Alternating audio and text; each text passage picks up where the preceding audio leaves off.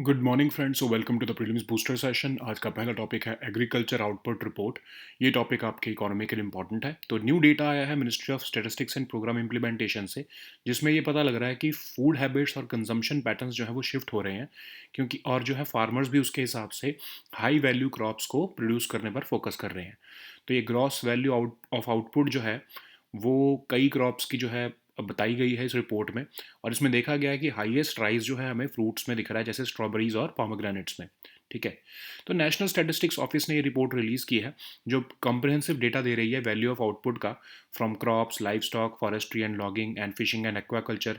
अब जो है ये रिपोर्ट क्या कह रही है, फार्मर्स जो हैं वो ट्रेडिशनल स्टेपल्स है जो है वो हाई वैल्यू क्रॉप्स की तरफ मूव हो रहे हैं। ग्रॉस वैल्यू एडेड जो है एग्रीकल्चर और अलाइड सेक्टर्स का करंट प्राइसेस पर वो 225% इंक्रीज हुआ है पिछले 10-12 साल में। ठीक है।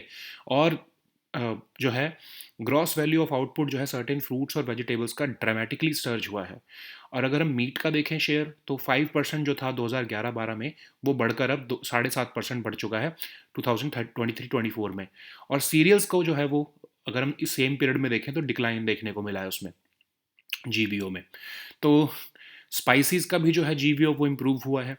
और फ्रूट की कंजम्पशन जो है मंथली पर कैपिटा वो लेकिन कम हुई है, लेकिन अगर हम इसको रूरल हाउस होल्ड में देखें, वो ज़्यादा कंजम्पशन कर रहे हैं फ्रूट्स की। ठीक है।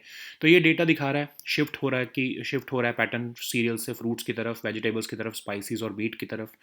और ये ऑफ कोर्स एंजल्स लॉ भी यही कहता है कि जैसे जैसे हाउस होल्ड्स की इनकम इंक्रीज होती है, वैसे वैसे उनका प्रोपोर्शन ऑफ इनकम जो वो फूड पर स्पेंड करते हैं वो कम होता रहता है। ठीक है। नेक्स्ट हम टॉपिक देखते हैं employment linked incentive scheme. Topic आपके इकोनॉमी के लिए इंपॉर्टेंट है। तो यूनियन कैबिनेट ने अप्रूव कर दिया है एम्प्लॉयमेंट लिंक्ड इंसेंटिव स्कीम, ताकि एम्प्लॉयमेंट जनरेशन को सपोर्ट किया जा सके। तो ये पार्ट है गवर्नमेंट का लार्जर विजन कि 3.5 करोड़ जॉब जो है वो अगले 2 साल में वो जनरेट करे। तो ये एम्बिशियस स्कीम अनाउंस की गई थी यूनियन बजट में भी। 2 लाख करोड़ की एम्प्लॉयमेंट और स्किलिंग पैकेज का पार्ट है ये, जिसमें कि 4.5 करोड़, ऑलमोस्ट 4.1 करोड़ यूथ को सपोर्ट करना है। तो एम्प्लॉयमेंट लिंक स्कीम जो है, ये की चैलेंजेस जो आते हैं इंडिया के लेबर मार्केट में, जैसे low formalisation, slow job growth in manufacturing, limited incentives for youth, इन सब को सपोर्ट करती है। ठीक है। अ, और डुअल फोकस है स्कीम का, मतलब पहले तो एम्प्लॉयज़ को सपोर्ट किया जा रहा है और फिर एम्प्लॉयर्स को भी इंसेंटिवाइज किया जा रहा है। ठीक है। तो पहला तो है इसमें कि फर्स्ट टाइम एम्प्लॉयज़ जो हैं उनको सपोर्ट किया जाए। कैसे? ईपीएफओ के थ्रू। तो एम्प्लॉयज़ जिनकी monthly salaries up to 1 lakh rupees हैं वो एलिजिबल होंगे इसके लिए। उनको 1 मंथ की ईपीएफ वेज जो है 2 इंस्टॉलमेंट्स में पे की जाएगी। ठीक है। और ऐसे ही जो इससे लगभग 1.92 करोड़ फर्स्ट टाइम वर्कर्स को बेनिफिट होगा। अब जो पार्ट बी है इसका, वो है कि एम्प्लॉयर्स को कैसे इंसेंटिवाइज किया जाए। तो जो एम्प्लॉयर्स एडिशनल एम्प्लॉयमेंट जनरेट करेंगे और उनको रिटेन करेंगे एटलीस्ट 6 मंथ्स तक, उनको भी मंथली इंसेंटिव्स दिए जाएंगे। ठीक है, 2 साल तक अक्रॉस ऑल सेक्टर्स। तो इससे लगभग 2.6 करोड़ जो न्यू जॉब जनरेट होंगी। तो ये सारा का सारा जो पेमेंट्स होंगी, ये जो इंसेंटिव्स की, ये डायरेक्ट बेनिफिट ट्रांसफ़र से ही की जाएंगी। ठीक है। तो स्कीम का मोटिव है कि वेज सपोर्ट ही नहीं करना, बल्कि लेबर की फॉर्मलाइजेशन भी करना और स्किल बिल्डिंग भी करना। ठीक है। लेकिन कुछ ट्रेड यूनियंस कह रही हैं, वो क्रिटिसाइज़ कर रही हैं इसको, कि जो पब्लिक फंड्स हैं वो एम्प्लॉयर क्लास को डाइवर्ट करने का ये एक तरह से स्कीम है। ओके। नेक्स्ट हम टॉपिक देखते हैं GOSAT GW satellite. Topic science and tech के लिए इंपॉर्टेंट है। जापान ने गॉसैट GW सैटेलाइट जो है वो लॉन्च की है। जापान की अर्थ ऑब्जर्वेशन सैटेलाइट है। 2 इंस्ट्रूमेंट्स कैरी कर रही है ये। मॉनिटर करेगी atmospheric global mean concentrations of green house gases को। वेरीफाई करेगी national anthropogenic green house gas emissions को की इन्वेंट्रीज को। डिटेक्ट करेगी ग्रीन हाउस गैस एमिशंस को। ठीक है। इसको सन सिंक्रोनस ऑर्बिट में 666 किलोमीटर के ऑल्टीट्यूड पर प्लेस किया जाएगा। ठीक है। नेक्स्ट हम टॉपिक देखते हैं research development and innovation scheme. ये टॉपिक भी आपके जो है गवर्नेंस और इकोनॉमी के लिए इंपॉर्टेंट है। तो यूनियन कैबिनेट ने अप्रूव कर दिया है research development and innovation scheme, जो लॉन्ग टर्म फाइनेंसिंग और रीफाइनेंसिंग ऑप्शंस देगी लो या नील इंटरेस्ट रेट्स पर, ताकि प्राइवेट सेक्टर इन्वेस्टमेंट जो है रिसर्च डेवलपमेंट और इनोवेशन में आ सके। तो ये डिज़ाइन की गई है ओवरकम करने के लिए कंस्ट्रेंट्स और challenges funding of private sector में। अब इसमें इनकरेज किया जा रहा है प्राइवेट सेक्टर को कि वो स्केल अप करे रिसर्च डेवलपमेंट और इनोवेशन। फाइनेंस किया जा रहा है ट्रांसफॉर्मेटिव प्रोजेक्ट्स को। Higher levels of technology readiness levels पे सपोर्ट किया जाएगा एक्विजिशन ऑफ टेक्नोलॉजीज़ को, और एक deep tech fund of funds भी सेटअप किया जाएगा। गवर्निंग बोर्ड कौन है इसका? अनुसंधान नेशनल रिसर्च फाउंडेशन, जिसको चेयर करते हैं प्राइम मिनिस्टर। अब department of science and technologies की जो है वो नोडल डिपार्टमेंट है। अब ये स्कीम जो है इसमें 2 टीयर्ड फंडिंग मैकेनिज्म होगा। पहले लेवल पर स्पेशल पर्पस फंड होगा जो कस्टोडियन होगा सारे फंड्स का, और इसी एसपीएफ फंड से जो है बाकी के सेकेंड लेवल फंड मैनेजर्स को कंसेशनल लोन्स जो है वो आगे दिए जाएंगे। ठीक है, नेक्स्ट हम टॉपिक देखते हैं रेल वन ऐप। ये टॉपिक आपके गवर्नेंस के लिए इंपॉर्टेंट है। यूनियन रेलवेज मिनिस्टर ने रेल वन ऐप लॉन्च की है। एक न्यू सुपर ऐप है, डिज़ाइन की गई है वन स्टॉप प्लेटफॉर्म की तरह कि ये सभी रेलवे रिलेटेड क्वेरीज और पैसेंजर नीड्स को एड्रेस कर सके। इसको डिज़ाइन किया गया है ताकि सभी रेलवे सर्विसेज जो है वो एक सीमलेस यूज़र फ्रेंडली प्लेटफॉर्म पर जो है वो दी जा सकें, और मल्टीपल ऐप्स डाउनलोड करने की ज़रूरत ना पड़े यूज़र्स को। और इसको जो है वो आईआरसीटीसी ने भी रिकॉग्नाइज़ कर दिया है। कुछ इसके फीचर्स यहाँ पर दिए गए हैं कि आप टिकट्स के बारे में देख सकते हो, बुकिंग्स के बारे में देख सकते हो, लाइव ट्रेन ट्रैकिंग कर सकते हो, ये सब जो है इस पर फीचर्स हैं इसके।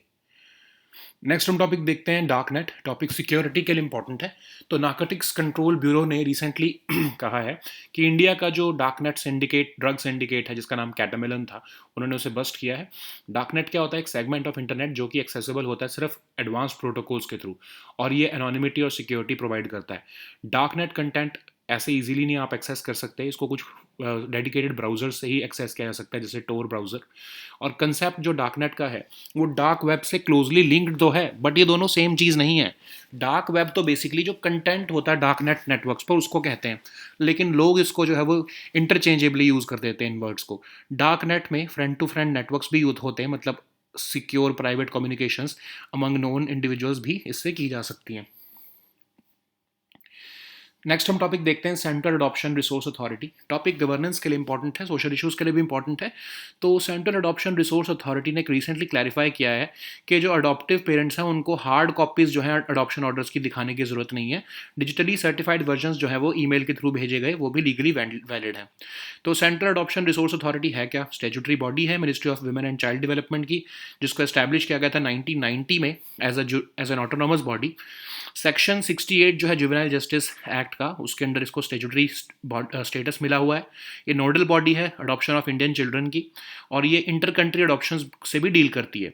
और प्राइमरीली अगर हम देखें तो अडॉप्शन ऑफ ऑर्फन, अबैंडन्ड या सरेंडर्ड चिल्ड्रन से ये डील करती है।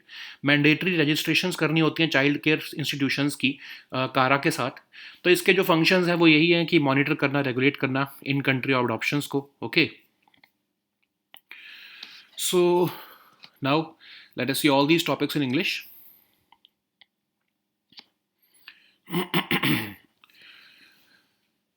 So the first topic is agriculture output report. This topic is important for your economy section. So new data has emerged from Ministry of Statistics and Program Implementation, which has revealed that food habits are shifting, consumption patterns are shifting, and that's why farmers are adapting to produce more high value crops. Over the past 1 decade, gross value of output has seen the highest rise in fruits like strawberries and pomegranates. And this report has been released by National Statistics Office. And this report provides comprehensive data on the value of output from crops, livestock, forestry and logging, and fishing and aquaculture. So, what are the key highlights of this report? So, this report is reflecting that evolving food habits are forcing farmers to increasingly shift from traditional staples to high value food crops. Okay. The GVA of agriculture and allied sectors at current prices grew by 225%. Between 2011-12 and 2023-24, GVO of certain fruits and vegetables have surged dramatically. Like for strawberries, it has a rise of it has risen over 40 times. Okay, similarly in the share, if we look at meat, then the share of or the GVO of meat in agriculture and allied sectors was just 5% in 2011-12, but now it has reached 7.5% in 2023-24. And the share of GVO the share of cereals in GVO declined from 17.6% to 14.5% during the same period. And for spices, it is also improving.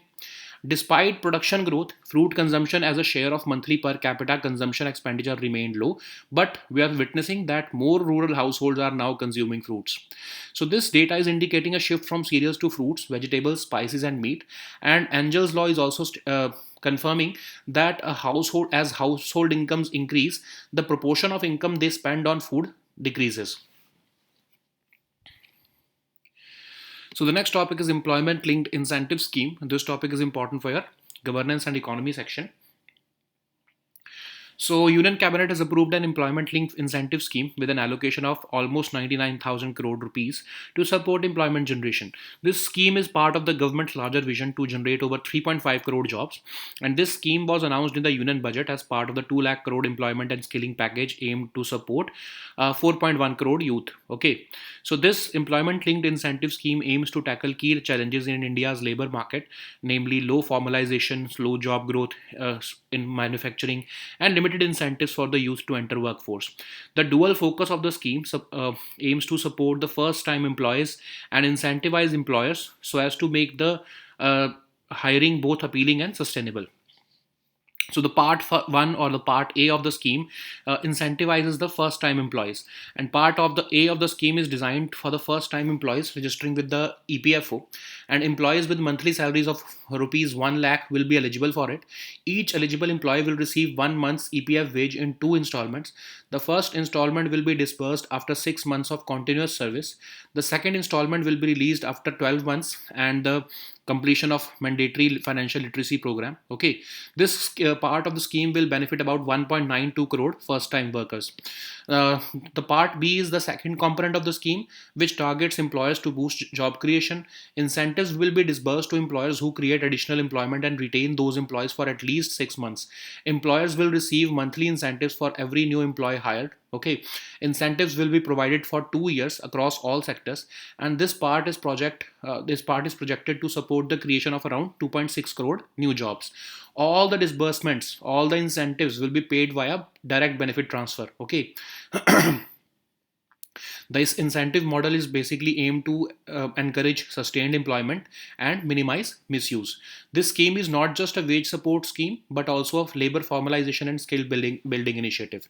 However, some trade unions like the Center of Indian Trade Unions have criticized the scheme, alleging that it diverts public funds to the employer class without sufficient accountability mechanisms.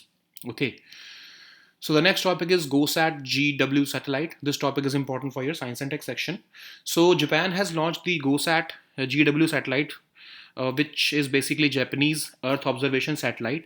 It is carrying 2 instruments on board. It is meant to monitor the atmospheric global mean concentrations of greenhouse gases.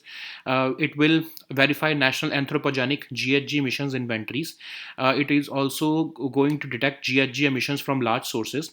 This satellite will be put in a sun synchronous orbit at an altitude of 666 kilometers.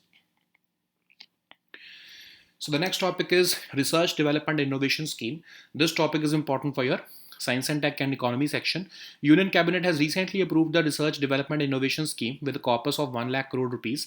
The aim is to provide long-term financing on refinancing with long tenors at low or nil interest rates to spur private sector investment in RDI. Okay, so this scheme is designed to overcome the constraints and challenges in funding of the private sector. The scheme will encourage the private sector to scale up research, development, and innovation. It will finance transformative projects at higher levels of technology readiness levels. It will support acquisition of technologies which are critical or high strategic importance, and will also facilitate setting up of deep tech fund of funds. The governing board of this scheme will be Anusandhan National Research Foundation, which is chaired by the Prime Minister. The nodal department will be the Department of Science and Technology. It will serve as the nodal department. Okay, so this scheme will have two-tiered funding mechanism. At the first level, there will be a special purpose fund, which will act as the custodian of funds. From the SPF funds, there will be a variety of second level fund managers who will be getting the long-term concessional loans. So the next topic is Rail One app. This topic is again important for your governance section. So Union Railways Minister has recently launched a new app called Rail One. So it's a new super app designed to serve as a one-stop platform for all railway-related queries and passenger needs. This is designed to bring every railway service into one seamless, user-friendly platform. It eliminates the need for multiple apps. Okay, this Rail One app has also been authorized by IRCTC, and these are some features of this app. Okay. So the next topic is darknet. This topic is important for your security section. So Narcotics Control Bureau has recently said that they have busted they have busted India's most prolific darknet drug syndicate operating under the name Catamelon. So this darknet refers to a segment of internet which is accessible only through advanced protocols designed to provide user anonymity and security. Darknet content is not indexed and requires specialized tools like privacy-focused browsers like Tor to access it. The concept of the darknet is closely related to the dark web. The dark web is the content found on darknet networks. Darknet and dark web are also often incorrectly used interchangeably with deep web. Okay, so darknet also includes friend-to-friend networks, which allows secure private communications among known individuals. Okay, so the next topic is Central Adoption Resource Authority. This topic is important for your social issues. Central Adoption Resource Authority has recently clarified that adoptive parents do not need hard copies of adoption orders, as digitally certified versions sent via email are legally valid and sufficient under the current rules. So what is Central Adoption Resource Authority? It is a statutory body of the Ministry of Women and Child Development, which was established in 1990 as an autonomous body. Uh, it was it is established under the Section 68 of the Juvenile Justice Care Act, and it is the nodal body of for adoption of Indian children. It is designated as the central authority to deal with inter-country adoptions in India also. Okay, it primarily deals with the adoption of orphan, abandoned, and surrendered children. Though it is through its associated or recognized adoption agencies, there is a mandatory registration of child care institutions, and they have to be linked to CARA. Okay, as per the Juvenile Justice Act. So basically, the functions of CARA revolve around monitoring and regulating the procedure of in-country adoption and also inter-country adoptions. So these were our topics for today. We'll meet next time with new topics. Until then, goodbye and take care.